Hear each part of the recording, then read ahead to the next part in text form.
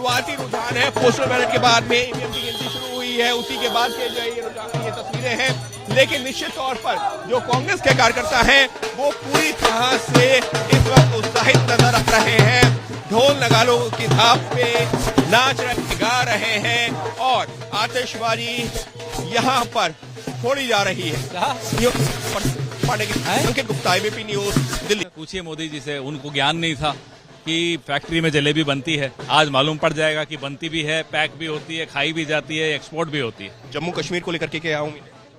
पूरी उम्मीद है कि भारी बहुमत से वहां हमारा गठबंधन सरकार बना रहा है। तो ये है पवन खेड़ा। जो पवन खेड़ा साफ तौर पर ये कह रहे हैं कि जिस तरह के रुझान आए हैं, नतीजे भी कुछ इसी तरीके से आएंगे और एक तरह से कटाक्ष भी ये करते हुए कि इसका क्रेडिट जो है जाता है मोदी जी को।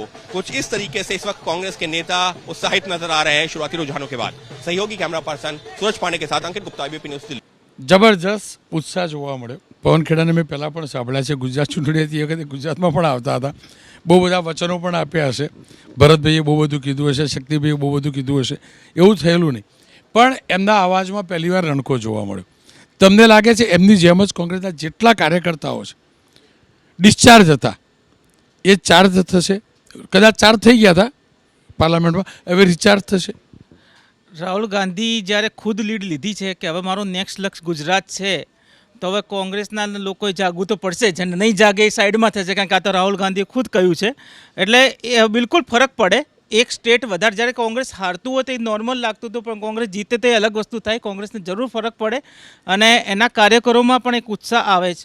અને આ જીતથી આજે તમે જુઓ છો કે ઉત્સાહ કોંગ્રેસના જે બી પ્રવક્તા અહીંયા છે એમનો ઉત્સાહ છે ને બરોબર છે, એને લાયક પણ છે. જ્યારે મહેનત કરીને જીતે અને આ લોકો તો ત્યાં જઈને આવ્યા છે તો 100% એમને સારું વર્ચસ્વ મળે.